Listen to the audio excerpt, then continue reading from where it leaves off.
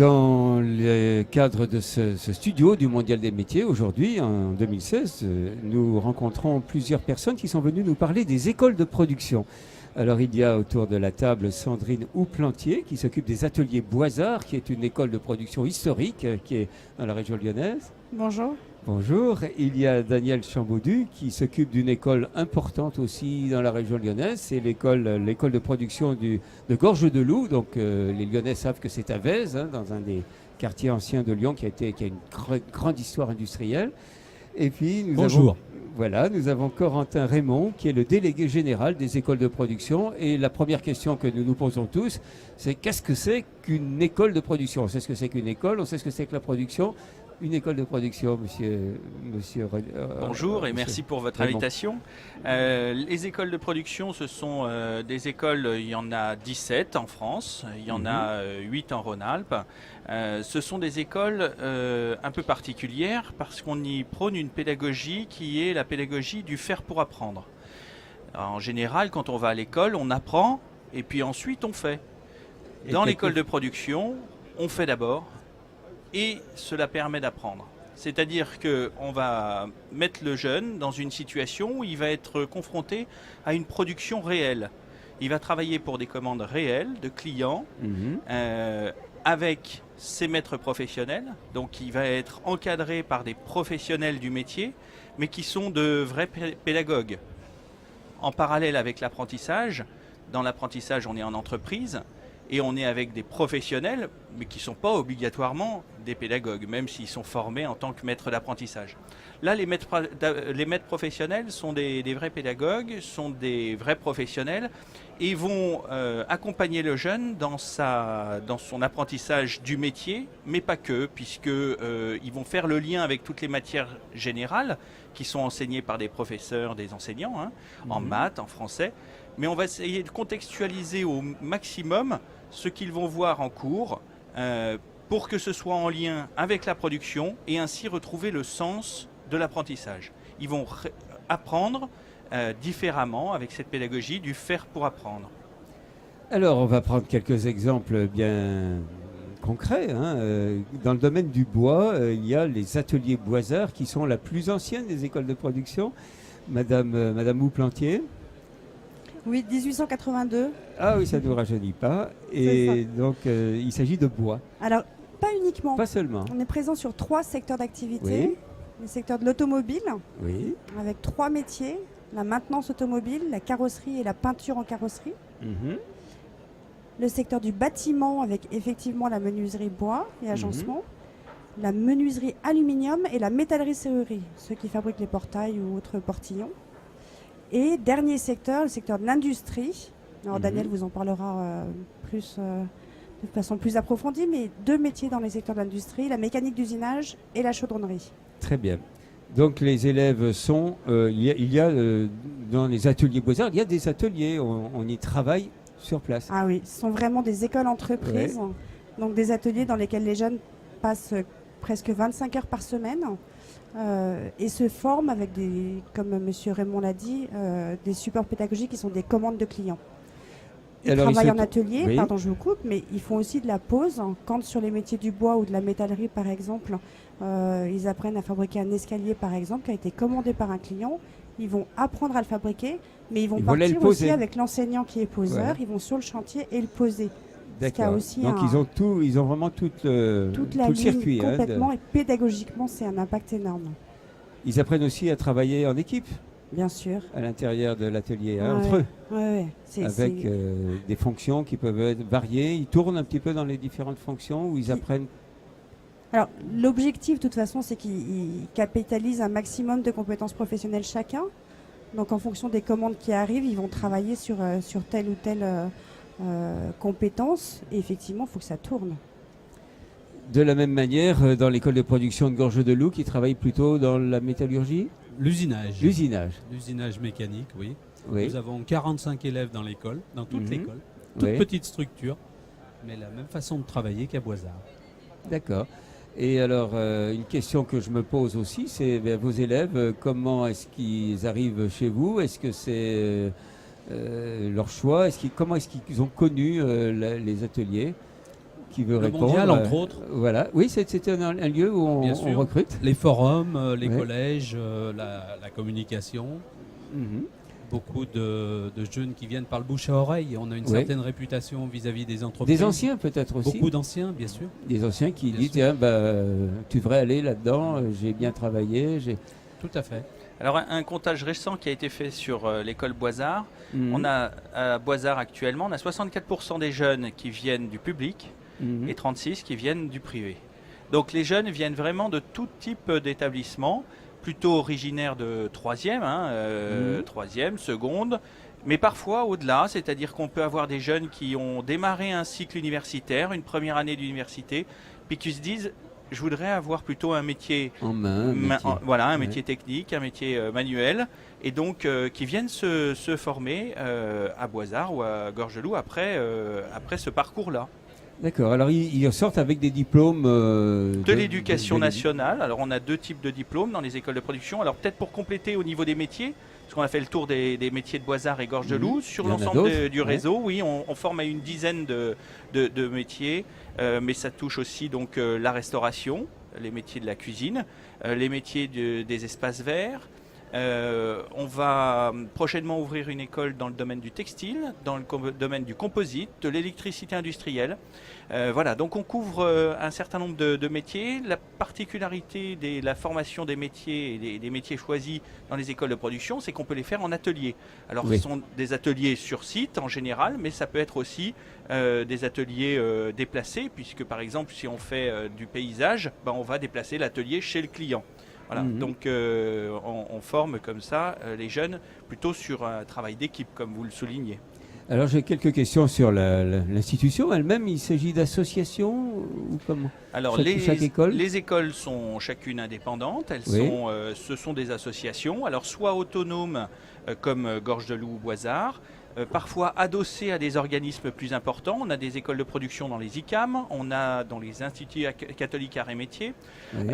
on a des écoles de production chez Apprentis d'Auteuil, Oui. dans le réseau Don Bosco aussi, ou portées par des organismes de formation pour adultes. Il y en a une par exemple à Rouen, dans la restauration.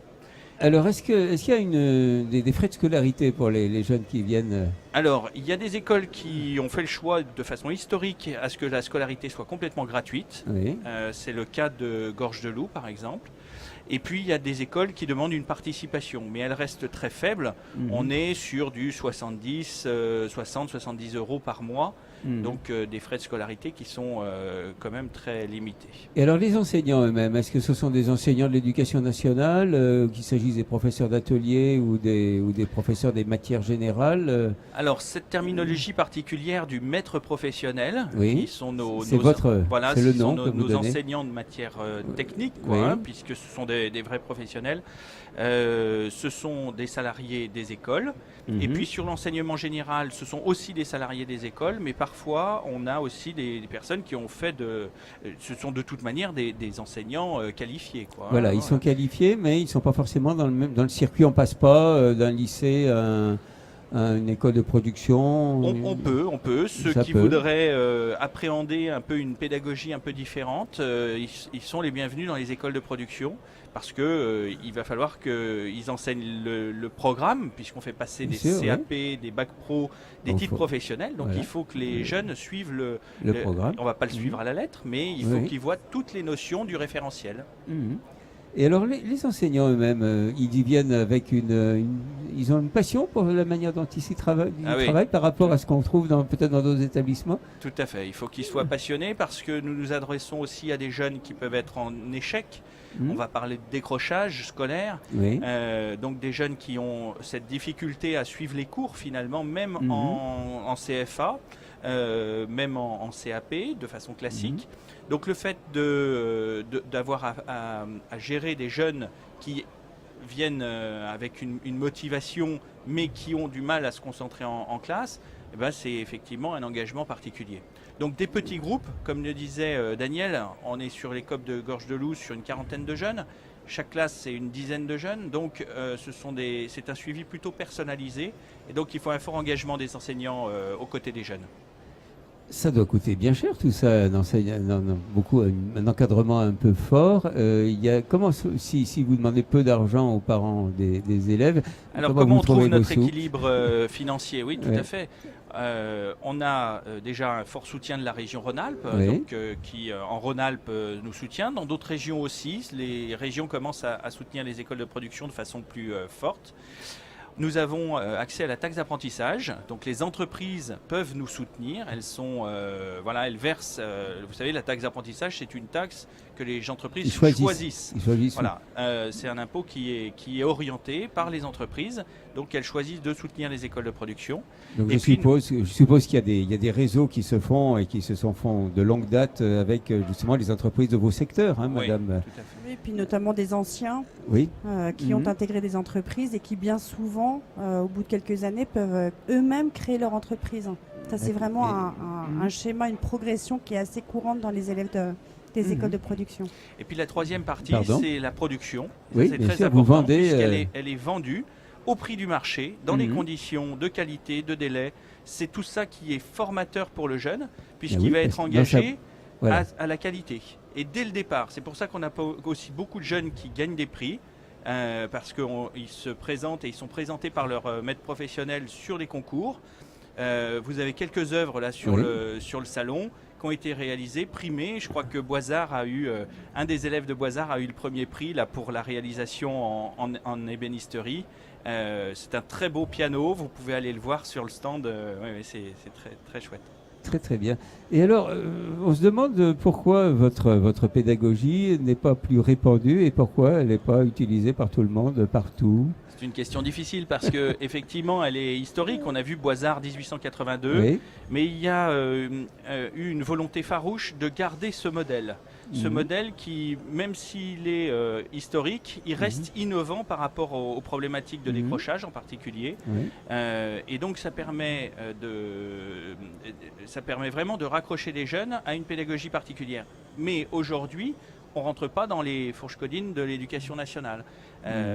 Voilà, la façon d'apprendre, le rythme d'apprentissage n'est pas celui qui est validé par l'éducation nationale. Même si on délivre des diplômes de l'éducation nationale, nous sommes des établissements hors contrat encore aujourd'hui. Hors contrat. Est-ce que disent les jeunes quand ils sont, après avoir eu un cursus dans une école ordinaire, quand ils arrivent chez vous, est-ce qu'au bout de quelques mois, ils témoignent d'un changement du changement qu'ils constatent dans le travail? Daniel, tu peux répondre, ouais? Oui, c'est Oui. difficile de répondre. La question est un peu Bon, la réponse est un peu dans la question. Très sincèrement, ils sont Ouais. motivés. Ils sont motivés. Le fait qu'ils aient des choses à réaliser, des objets à réaliser, des réalisations à faire, les motive beaucoup. Il n'y a pas de notes à l'école de production. Il y a 2 notes, 0 ou 20. 20, c'est le client qui prend la commande. 0, il faut la recommencer. Voilà. Donc, mais c'est un zéro provisoire. Il faut aller vers le 20. Exactement. Voilà. L'objectif, il n'y a pas de à peu près acquis à l'école de production. Il y a non acquis et acquis. Donc, et le maître professionnel va accompagner le jeune jusqu'à ce qu'il réalise la pièce dans la qualité attendue par le client. Et ils font ensemble. Si vous avez vu déjà le logo des écoles de production, c'est un maître professionnel et un élève, mais ils sont face à la réalisation qu'ils ont à faire ensemble. Très bien. Je voudrais juste pour compléter la réponse. Bien souvent, on accueille en école de production des jeunes qui au collège étaient, alors sans parler jusqu'au décrochage, en tout cas pas forcément très heureux et pas forcément à leur place. Quand ils intègrent une école de production avec un métier qu'ils ont choisi, pour lequel ils sont bons, ils reprennent confiance en eux et ils prennent goût à l'apprentissage du métier. Et c'est vraiment une réconciliation avec l'école. Alors eux, oui, ça c'est clair qu'ils sont heureux. Et il y a des répercussions énormes sur la vie familiale derrière. Donc on a des parents aussi qui viennent nous voir en disant c'était l'enfer. mon fils, ça y est, il maintenant, était enfermé dans sa chambre, maintenant sa porte est ouverte, il a raconté une histoire à son petit frère, ce qui n'était pas arrivé depuis des années. Enfin, ça ressurgit sur une globalité de la vie, de l'adolescent. Je crois qu'un des aspects particuliers dont on a pu entendre parler dans la politique ces dernières années sur la vie au collège ou au lycée, un jeune au collège ou au lycée va changer de classe toutes les heures et il change de professeur. La particularité de l'école de production, c'est qu'il va vivre ses 20 heures, 22 heures, 25 heures avec la même personne. Donc il y a une relation qui s'établit de confiance entre le maître professionnel et le jeune qui est constructive et qui est voire réparatrice par moment par rapport à des jeunes qui peuvent être en échec à un moment dans leur parcours. Il y a des parents qui nous disent que leur fils est plus souvent avec leur maître professionnel qu'avec eux-mêmes. Mais ils ne sont pas jaloux parce que c'est mieux chez eux aussi. Oui. Voilà. Alors, ce que vous nous racontez donne très envie. Est-ce qu'au Mondial des métiers, quand vous présentez ce que vous faites, comment réagissent les élèves eux-mêmes, les parents, et peut-être vos collègues de l'enseignement public ou privé d'ailleurs, qui ont d'autres formes de pédagogie? Alors aujourd'hui, je crois que l'éducation nationale permet aussi une forme de réflexion sur d'autres modes de fonctionnement. Et il y a, moi j'ai rencontré des personnes au ministère et puis même localement, et on a régulièrement des appels d'établissements, même publics maintenant, qui nous disent votre modèle est intéressant, comment on fait pour monter une école de production? Oui. Alors c'est pas facile de monter une école de production parce qu'il faut la production, il faut, faut avoir tout son réseau d'entreprises, voilà, qui est déjà la confiance, ça ne se gagne pas facilement. Exactement. Ouais. C'est une entreprise de l'économie sociale et solidaire finalement, une école de production. Elle va allier la production et une action sociale de formation. Voilà, donc il faut trouver cet équilibre, c'est pas évident, mais il y a beaucoup de personnes, oui, qui sont très très intéressées par ce modèle pédagogique. Sur les stands, pour vous répondre, eh bien, il y a des membres des écoles de production sur les stands, mais vous savez, le mondial est organisé par branche professionnelle. Donc il y a des écoles de production partout. Voilà, ils sont avec leurs collègues dans l'automobile, en branches. menuiserie, dans l'usinage, dans la métallurgie, voilà, sur les différents stands. Donc il peut y avoir des personnes des écoles de production sur différents stands du mondial. Très très bien. Si on veut en savoir plus et qu'on n'est pas au mondial des métiers, on veut joindre chacune des écoles et l'ensemble des écoles. Il y a des sites, on peut vous joindre? Oui, on peut trouver toutes les informations sur les écoles, la liste des écoles, des formations, donc sur notre site. Donc c'est www.école avec un S production.com. Très bien. Ben, je vous remercie. Merci beaucoup. Merci. Merci. Merci. Alors je vais diffuser Radio Pluriel.